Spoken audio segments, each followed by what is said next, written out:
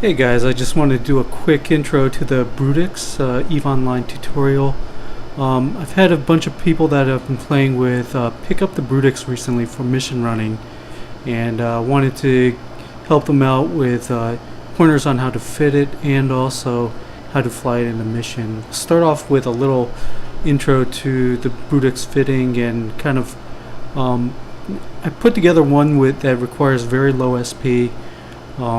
It doesn't use expensive mods for the most part, so it should be very easy to just kind of hop into and use it effectively.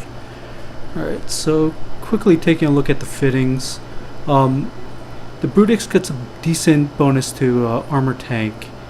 In fact, it gets a bonus to armor repair every level. So if we take a look at what I've put in here, start off with the armor repair. This is the Tech 2 version. It runs about a little over a million ISK, so it'll be one of the more expensive components on this. The skill requirements aren't too bad though. Of course, to go along with the armor repair, you'll need to make sure that the incoming damage and the efficiency of the repair cycles is increased with resistances. So we have a little omni resist with the adaptive nano membrane here. And then we have some mission-specific hardeners that increase the resistance for the specific mission. So in this case, I was running a Blood Raiders mission, so EM and thermal damage is going to be the primary damage applied. So here's the two hardeners for that. And then to give a little more oomph to the DPS, added a magnetic field stabilizer. Alright, and then since in this area I run there's a fair number of sansha missions, I increased the targeting range for the ships with this sensor booster. That's to kind of counter the sensor dampening effect that the sansha rats like to give. We have the tracking computer with an optimal range script. This increases the effective range of the guns. Here we have the afterburner. Dictating range is very important for the ship, so having some kind of propulsion mod is really basically essential. And of course, to keep things running, we have a cap recharger here. It gives us a small boost to the cap recharge rate, 20%. And then we also have these cap controller rigs here that increase it another 15% each. And then to top it off, to make the armor repairs even more efficient, we have a ancillary nano pump, which gives a 15% boost to the armor repairs total armor given. And of course the damage, I went with a medium. There's three different railguns. This is the medium sized version, the 200 Scout autocannon, or Scout accelerator cannon.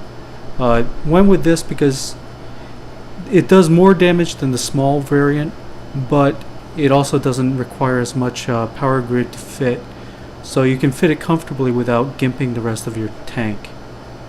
And to top it off, we have some drones. These are just regular Hobgoblin 1s. Remember, the biggest issue you're going to have with this ship is frigates getting in close, so fitting the Hobgoblins helps counter the frigates, your guns will have the toughest time tracking. And then in the cargo hold, just in case we might need some tracking speed rather than the optimal range. Let's say you have one of those frigates getting in real close. You can switch to the tracking speed script, which will help counter that and make sure your guns can still hit them. And then in here I also have explosive and kinetic hardeners to swap in just in case there's a different mission that requires different resistances. And then the primary charge I'll be using is the thorium charge here. It has a slight penalty to the range, so minus 12%.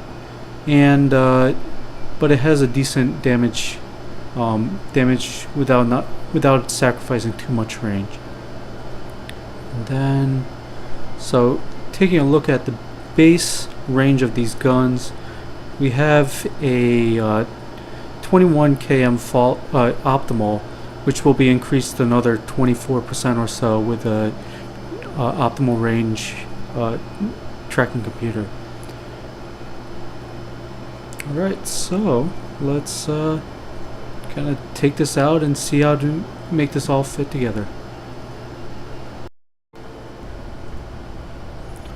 Alright, so here we go, warping into the mission. Remember, the main things you have to pay attention to are maintaining your range. You want to make sure that your guns are going to be effectively hitting your targets, and also, if you can, use your speed to the advantage so that it mitigates some of the damage that's incoming as well. Right. So here we're landing. Be sure to identify the close targets and the biggest threats. So in this case, it's the small frigs and destroyers. We're going to burn directly down away from the small stuff so that we can get maximum range. We have the afterburner on right now, and start applying damage. Remember, since they're burning towards us, the transversal velocity for these frigs is going to be very low. They basically burn towards us in a straight line. The AI is not that smart.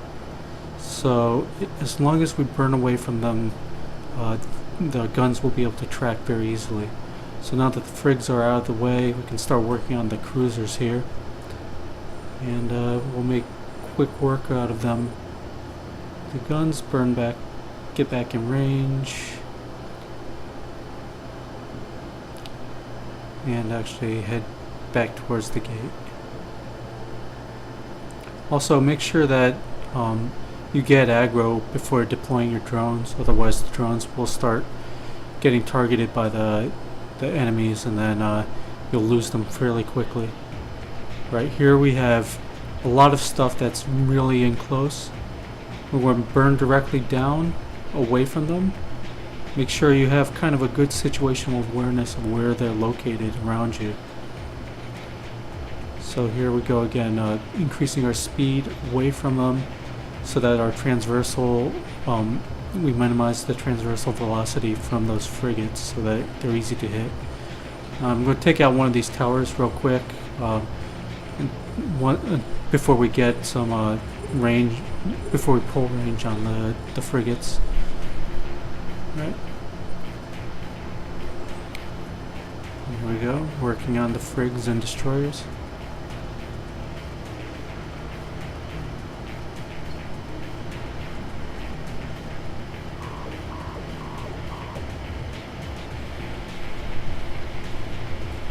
And we're entering armor, but this is actually comfortable because we have high resist to these particular rats. It's EM and thermal, and we have the armor repair just in case.